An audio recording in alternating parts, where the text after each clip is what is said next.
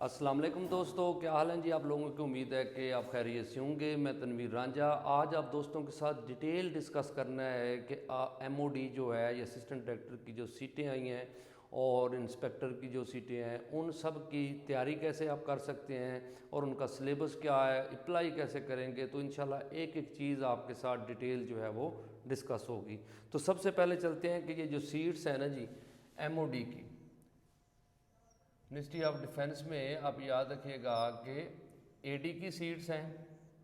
पहले इनका मैं आपको बताऊंगा कि इसकी सीट्स जो हैं अगर आप देखिएगा तो एक ओपन मेरिट सीट है जी, और उसके साथ साथ जो है वो 4 सीट्स जो हैं वो इसकी आ जाती हैं पंजाब की जी, और 5 सीट्स हैं सिंध की, और उसके बाद जो है वो एक एक सीट जो है वो बाकी सूबों की आती है जी। बलूचिस्तान भी एक है, जीबी भी एक है, और आज़ाद कश्मीर भी, और केपी जो है वो 2 सीटें हैं जी। केपी के जो है ना जी उनकी 2 सीटें हैं, और बाकी बलूचिस्तान एक, जीबी भी एक है जी।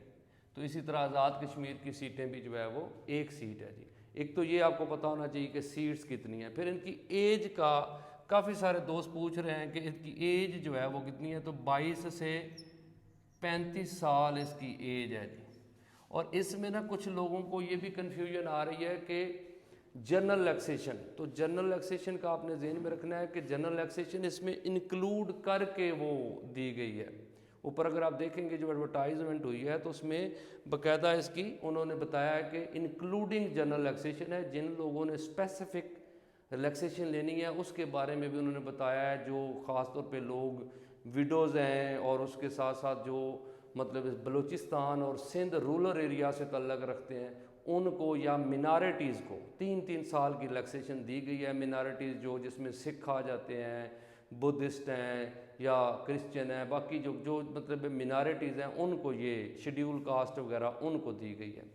तो ये चीज़ क्लियर हो गई कि एज फैक्टर जो है वो आपको, और इसका ग्रेड आपने याद रखना है कि ये 17 ग्रेड का है जी, BS 17 है जी। तो अब याद रखिएगा कि इसकी जो चलान फार्म है जी, यानी इसके लिए स्पेसिफिक चलान फार्म जो फ़ीस है वो 2000 रुपये है। 2000 फीस होगी जी इसकी। और जो इसके साथ आप देखें दूसरा है सब इंस्पेक्टर जो है अपना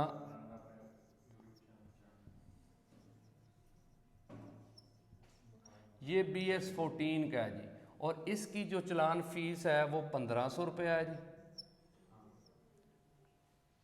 और इसकी एज जो है ना जी वो आपने याद रखिएगा कि 18 से 30 साल की है जी।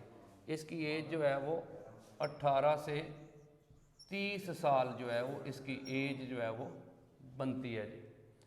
तो अब आप देखिएगा कि इसमें सीटें पंजाब के लिए काफ़ी हैं। टोटल 30 सीटें हैं इसमें, जिसमें से जो 14 सीट्स हैं ना जी वो पंजाब के लिए हैं। यानी पंजाब के स्टूडेंट्स को यहाँ पे काफ़ी मार्जिन मिल जाता है कि वो मतलब है कि वो अप्लाई करने का के चांस काफ़ी सारे हैं जी। तो अब याद रखिएगा कि ये वाली जो मतलब है कि इनकी ये तो 2 सीटों का बताया, वैसे काफ़ी सारी सीट्स हैं मुख्तलिफ डिपार्टमेंट में ना, ये सीट्स जो है वो मतलब है कि आई हुई हैं जी।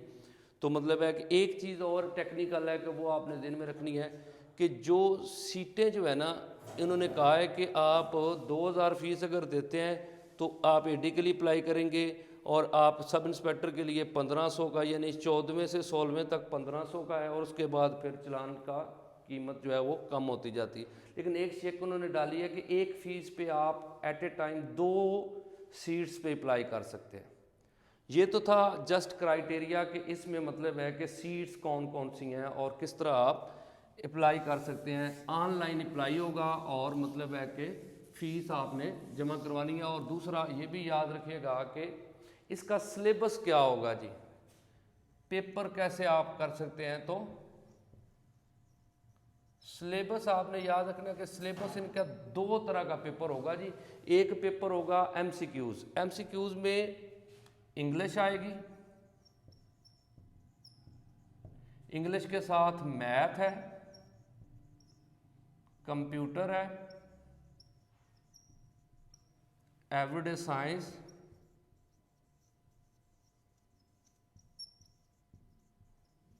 साइंस हो जाएगी। और इसके साथ आपने याद रखना है पाक अफेयर्स,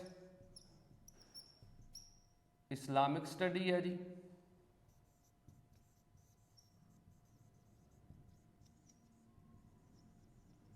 स्टडी और करंट अफेयर,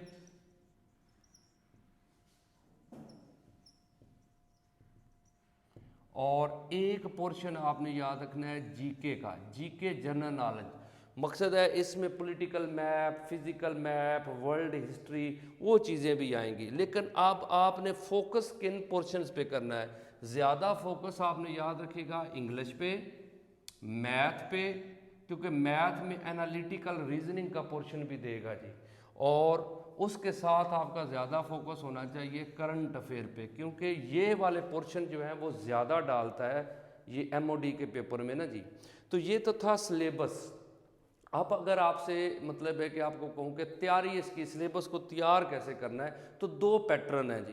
कि एक तो ये होता है कि बंदा खुद से तैयारी करे। खुद से अगर आप करना चाहते हैं तो सबसे पहले आपको पास पेपर, जो पेपर हो चुके हैं एमओडी के लिए, उनको देखना है कि उसमें कौन कौन से पोर्शन को ज़्यादा उसने टच किया है।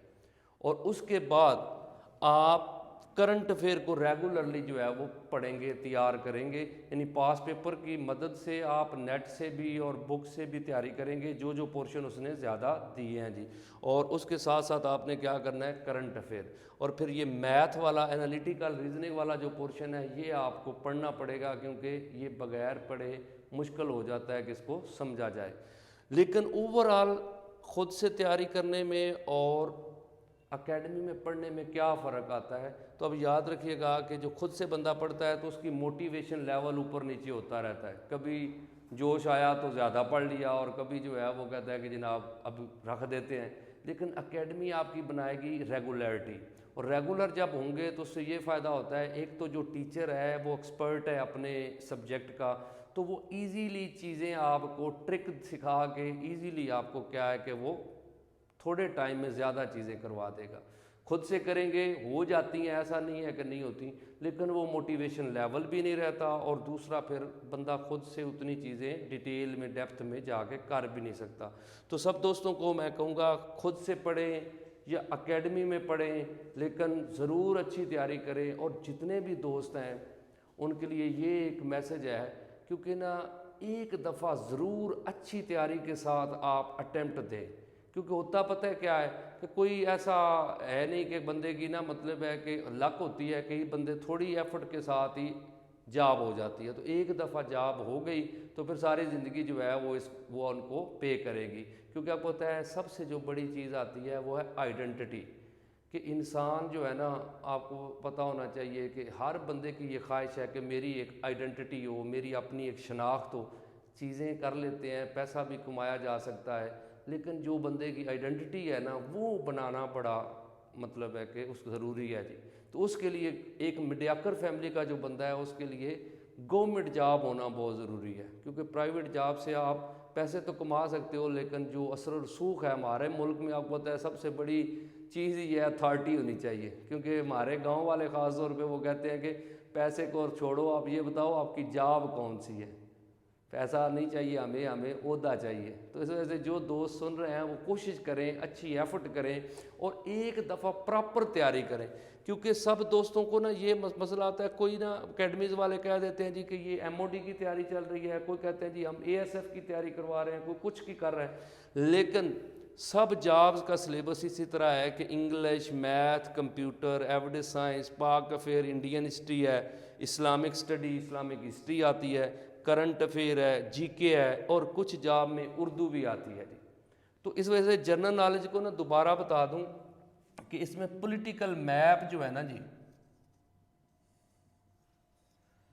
पॉलिटिकल मैप और फिजिकल मैप ये बहुत ज़रूरी है जी। क्योंकि ये आपको क्या बताएंगे, पॉलिटिकल मैप आपको बताएगा कि दुनिया में कंट्रीज़ कितने हैं, उनके कैपिटल्स क्या हैं, उनकी करेंसीज क्या है, उनकी बाउंड्रीज़ क्या है, उनके टाइटल्स क्या हैं। ये जब पढ़ेंगे तो उसके बाद जो है फिज़िकल मैप आपको रिवर्स, माउंटेन रेंजेस, डेजर्ट, उन सब का बताएगा। तो जर्नल